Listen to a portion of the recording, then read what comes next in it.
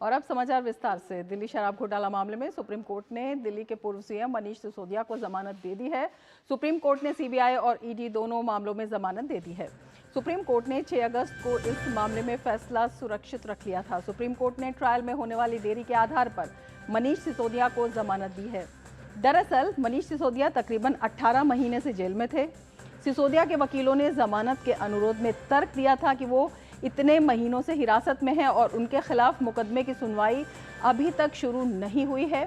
वहीं ईडी और सीबीआई ने उनकी जमानत याचिका का विरोध किया था।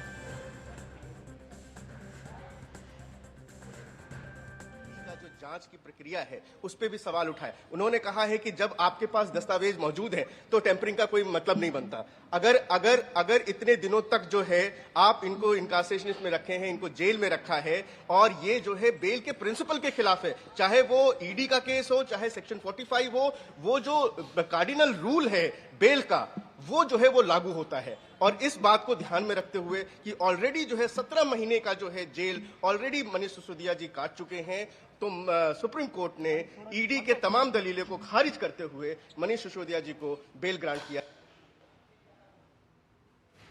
मनीष सिसोदिया को जमानत मिलने पर आम आदमी पार्टी जश्न मना रही है। ऐसे में भाजपा नेताओं का कहना है कि जमानत मिलना निर्दोष साबित होना नहीं होता है। ऐसे में पार्टी इतनी जल्दी जश्न न मनाए। मनीष सिसोदिया जी की बेल का मतलब दोष मुक्त होना नहीं होता है। कोई भी मामला माननीय अदालतों में जब विचाराधीन होता है तो एक्विटल और कन्विक्शन दोनों साक्ष्यों के आधार पर होती है। तो बेल के कई ग्राउंड होते हैं, लेकिन अभी अंतिम फैसला बाकी है। उसके पहले आम आदमी पार्टी जश्न मना रही है, ये उचित नहीं है। तो दिल्ली के पूर्व सीएम मनीष सिसोदिया को जमानत मिल गई है। 26 फरवरी 2023 से जेल में बंद थे और पिछले साल 26 फरवरी 2023 को गिरफ्तारी हुई थी। सिसोदिया पर आबकारी मंत्री रहते हुए मनमाने और एक तरफा फैसला लेने का आरोप है। शराब घोटाले के आरोपी अमित अरोड़ा, दिनेश अरोड़ा और अर्जुन पांडे को उनका करीबी माना जाता रहा है। इन तीनों पर शराब कारोबारियों का पैसा इकट्ठा और दूसरी जगह डाइवर्ट करने का भी आरोप है। तो अपने आप में ये काफ़ी बड़े आरोप हैं। कई ऐसे तथ्य हैं, क्योंकि अगर हम बात करते हैं 26 फरवरी 2023 से उनके जेल में बंद होने की और पिछले साल 26 फरवरी 2023 को उनकी गिरफ्तारी हुई थी। 18 महीने तक जेल में रहे और सिसोदिया पर आबकारी मंत्री रहते हुए मनमाने और एक तरफा फैसले लेने का भी आरोप है। तो अपने आप में कह सकते हैं कि बेहद जो है ये गंभीर आरोप हैं ये लगाए गए। और ज़मानत मिलने पर जिस तरह से आम आदमी पार्टी खुशी मना रही है, उस पर बीजेपी ने तंज भी कसा है और बीजेपी ने ये कहा है कि ज़मानत मिलना ये नहीं कहता कि वो आरोप मुक्त हो गए हैं। और अगर हम इस पूरे घोटाले की बात करें तो इसमें जो है कई जो आरोपियों से उनके संबंध होने की बात थी। लेकिन सबसे पहले हम आपको दिखाते हैं कि क्या कुछ कहना है हरीश खुराना का। मनीष सिसोदिया को माननीय न्यायालय ने बेल दे दी है, लेकिन बेल देने का मतलब एक्विटल नहीं होता, केस से बरी नहीं होता है। हमने पहले भी देखा है, स्पेशली अगर मैं लालू यादव के केस की बात करूं तो लालू यादव को भी माननीय न्यायालय ने बेल दी थी, लेकिन बाद में इसी न्यायालय ने उनको केस में कन्विक्ट किया था और जेल से सजा हुई थी। इसलिए हमारा मानना ये है कि एक ना एक दिन अंतोगत हुआ, एक दिन अरविंद केजरीवाल और मनीष सिसोदिया को भी जेल इस मामले में कन्विक्शन होगी और इनको सजा मिलेगी। तो ये तमाम प्रतिक्रिया आ रही हैं। दिल्ली के पूर्व सीएम मनीष सिसोदिया को ज़मानत मिल गई है और उस पर ये प्रतिक्रिया है। और अगर हम बात करें इस पूरे मामले की, 18 महीने वो जेल में रहे और पिछले साल 26 फरवरी 2023 को उनकी गिरफ्तारी हुई थी। और ये गिरफ्तारी क्यों हुई थी ये जानना भी बहुत ज़रूरी है, क्योंकि सिसोदिया पर आबकारी मंत्री रहते हुए मनमाने और एक तरफा फैसले लेने का आरोप था। इसके अलावा अगर हम शराब घोटाले की बात करते हैं तो शराब घोटाले के जो आरोपी हैं अमित अरोड़ा, दिनेश अरोड़ा और अर्जुन पांडे, उन्हें सिसोदिया का करीबी माना जाता है। तो काफ़ी गंभीर आरोप थे और तीनों पर शराब कारोबारियों का पैसा इकट्ठा करने और दूसरी जगह डाइवर्ट करने का आरोप था। और कई आरोप तो इतने गंभीर थे, अर्जुन पांडे ने शराब कारोबारी समीर महेंद्रू से 2 से 4 करोड़ रुपए लिए। दरअसल इस पूरे मामले में ही जिस तरह के घोटाले निकल कर आए हैं और ये रकम विजय नायर की ओर से ली गई थी। विजय नायर कुछ साल तक आम आदमी पार्टी के कम्युनिकेशन इंचार्ज भी रहे। और अगर इस पूरे मामले की बात करते हैं तो इस मामले में 17 अगस्त 2022 को सीबीआई ने केस दर्ज किया। और सिलसिलेवार अगर हम इस पूरे केस की बात करते हैं तो मनीष सिसोदिया, 3 पूर्व सरकारी अफसर, 9 कारोबारी और 2 कंपनियों को इस केस में आरोपी बनाया गया। इसके साथ ही घोटाले में पैसों की हेराफेरी के भी आरोप थे और ईडी भी इसमें इसीलिए शामिल हुई क्योंकि पैसों के हेराफेरी के कई बड़े गंभीर इसमें आरोप थे। इसके साथ ही केस दर्ज करने के बाद सीबीआई और ईडी ने छापे मारे, गिरफ्तारियां शुरू की और बहुत से खुलासे हुए, बहुत से तार जो हैं इस पूरे मामले में निकल कर आए। और अगर हम बात करें आरोपों की, ईडी और सीबीआई ने आरोप लगाया कि 2021-22 की आबकारी नीति की वजह से दिल्ली सरकार को 2873 करोड़ रुपए का नुकसान हुआ। कहाँ तो आम आदमी पार्टी ये कहती थी कि इससे रेवेन्यू बढ़ेगा, लेकिन इससे एक ये जो बड़ा नुकसान हुआ ये अपने आप में काफ़ी सुर्खियों में रहा। ईडी और सीबीआई ने इसे आरोप भी बनाया। इसके साथ ही ये जानना ज़रूरी है कि ये जो शराब घोटाला है वो है क्या। 17 नवंबर 2021 को दिल्ली की केजरीवाल सरकार ने एक्साइज पॉलिसी 2021-22 को लागू किया और इस पॉलिसी के लागू करने के तहत ही शराब कारोबार से सरकार बाहर आ गई और पूरी दुकानें निजी हाथों में चली गई क्योंकि पहले 60-40% का जो था वो रेशो रहता था। दिल्ली सरकार का दावा था कि नई शराब नीति से माफिया राज खत्म होगा और सरकार के रेवेन्यू में बढ़ोतरी होगी, लेकिन एक जो बड़ा घाटा निकल कर आया। ये नीति शुरू से ही विवादों में रही और 28 जुलाई 2022 को सरकार ने इसे रद्द कर दिया विवादों में होने की वजह से। और बेहद दिलचस्प ये भी है कि ये शराब घोटाला जो है इसका खुलासा 8 जुलाई 2022 को हुआ। और ये खुलासा किसने किया? ये खुलासा किया दिल्ली के तत्कालीन मुख्य सचिव नरेश कुमार की रिपोर्ट ने। उसी रिपोर्ट में ये खुलासा हुआ और रिपोर्ट में उन्होंने मनीष सिसोदिया समेत आम आदमी पार्टी के कई बड़े नेताओं पर गंभीर आरोप लगाए। इन आरोपों के बाद ही सीबीआई ने अपनी कार्रवाई शुरू की और 17 अगस्त 2022 को सीबीआई ने उन्हीं के आधार पर केस दर्ज किया।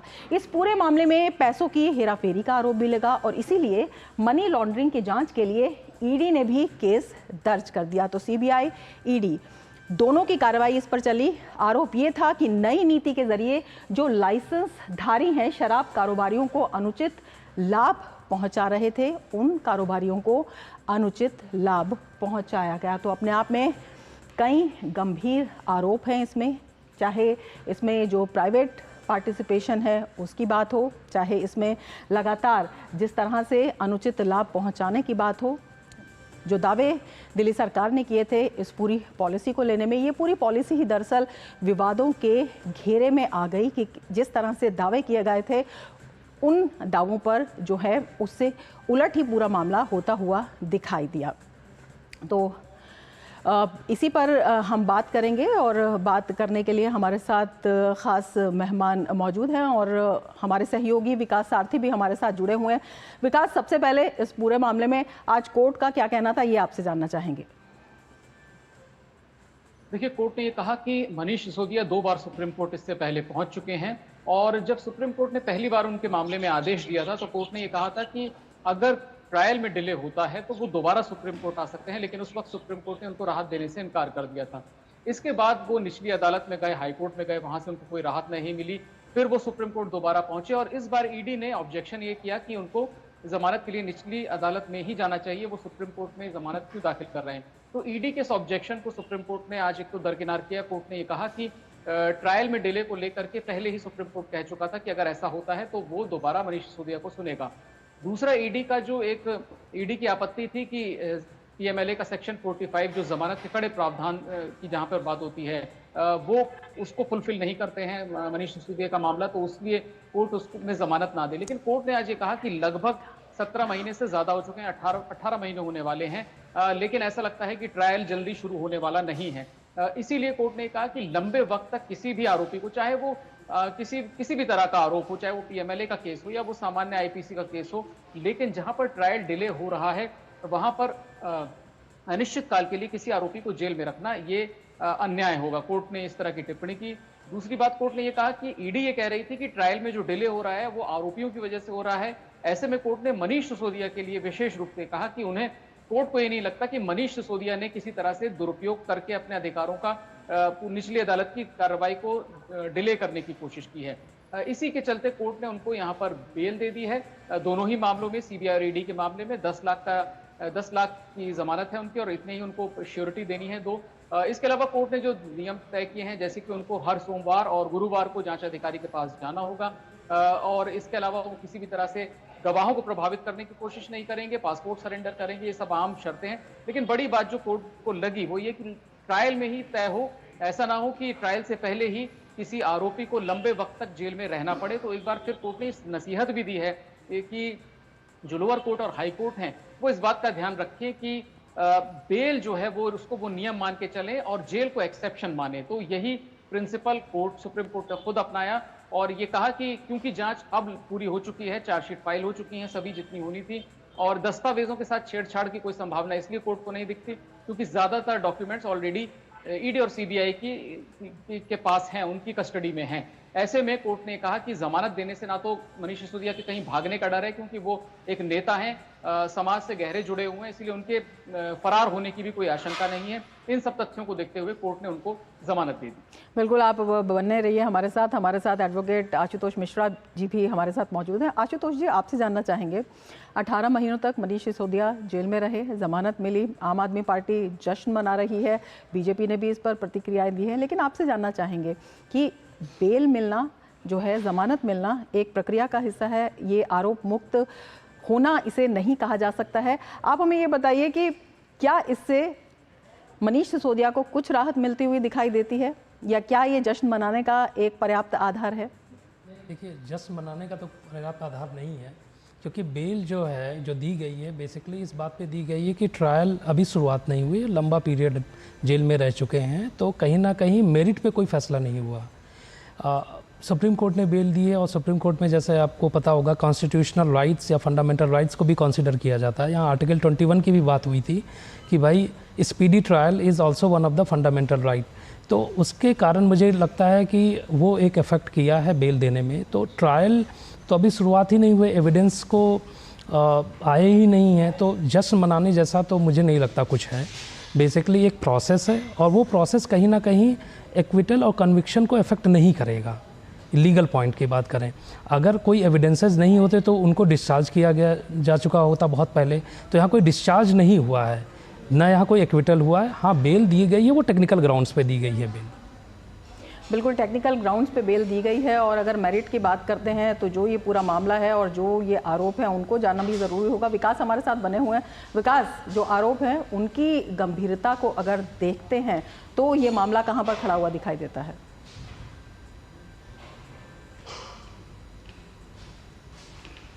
पूरी प्रक्रिया शुरू हुई है और चार्जेस फ्रेम करने की पूरी प्रक्रिया शुरू हुई थी। तो ये कहीं ना कहीं कोर्ट को लगता है कि जो शिकायतें आई थी और जिस पर सीबीआई और ईडी ने जांच करके अपने आरोप पत्र दिए हैं उनमें तथ्य हैं, इसीलिए उनको मनीष सिसोदिया हो, चाहे अरविंद केजरीवाल हो, के कविता हो, इन सभी को ट्रायल का सामना करना पड़ेगा। सुप्रीम कोर्ट ने सिर्फ ये माना कि क्योंकि अभी ट्रायल शुरू ही नहीं हो पाया है, और ईडी ने जब पहले कोर्ट में जब सबमिशंस दिए थे, जब सुप्रीम कोर्ट में पहली बार मामला आया था, तब ये एक टाइमलाइन ईडी ने एक सजेस्ट की थी कि कब तक ट्रायल शुरू हो जाएगा, लेकिन वो टाइमलाइन फॉलो नहीं हो सकी किन्हीं कारणों से।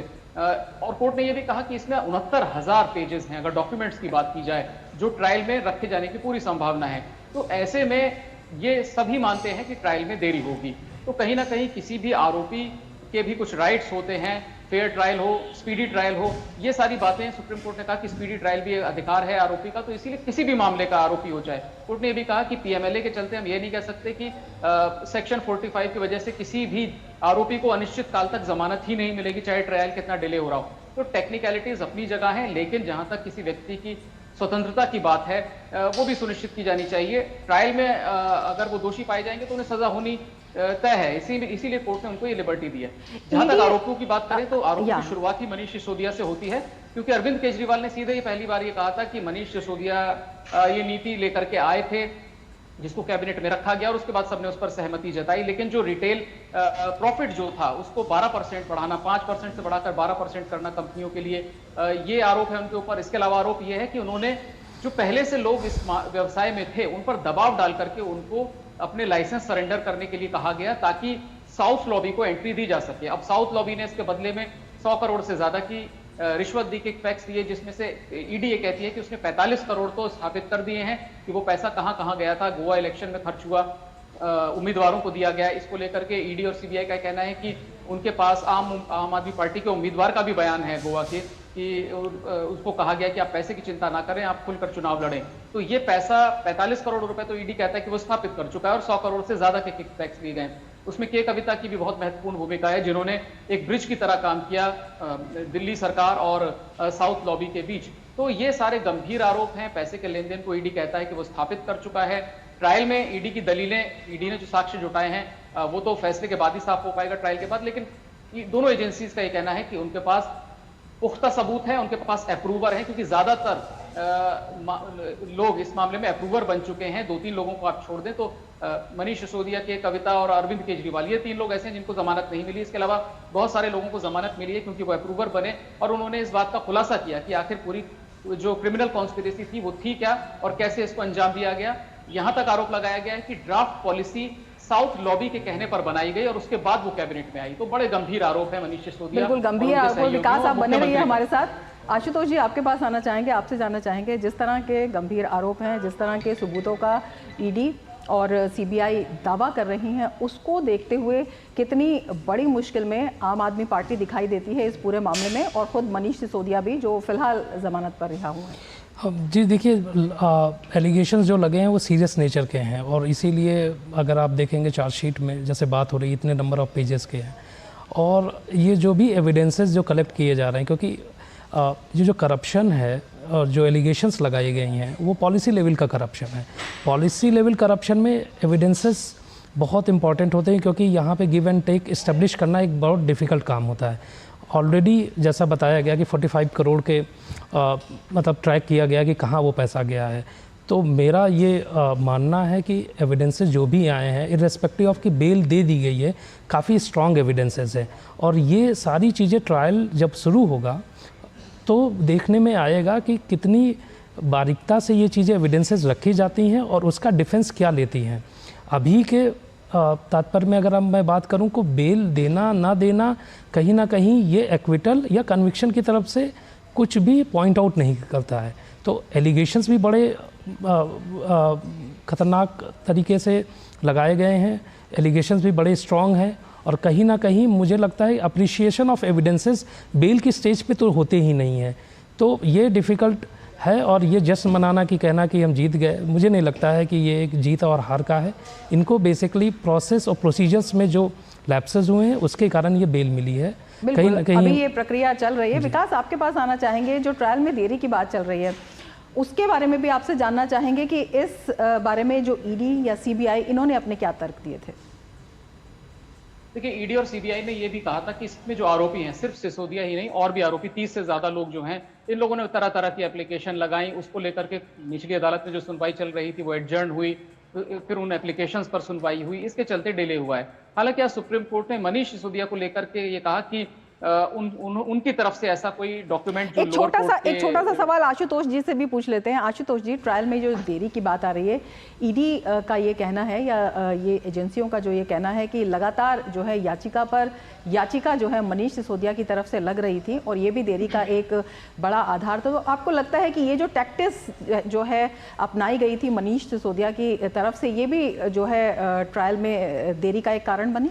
जी, और ये जो प्रैक्टिसिंग लॉयर हैं, अगर आप उनसे पूछेंगे, ये एक स्ट्रेटजी डिफेंडेंट साइड या अक्यूज साइड लेते हैं कि कहीं ना कहीं कभी एप्लीकेशन लगाएंगे, कभी डिस्चार्ज एप्लीकेशन, कभी उसके ऊपर एक और एप्लीकेशन, तो कहीं ना कहीं ये सब भी लीड करते हैं डिले इन ट्रायल का।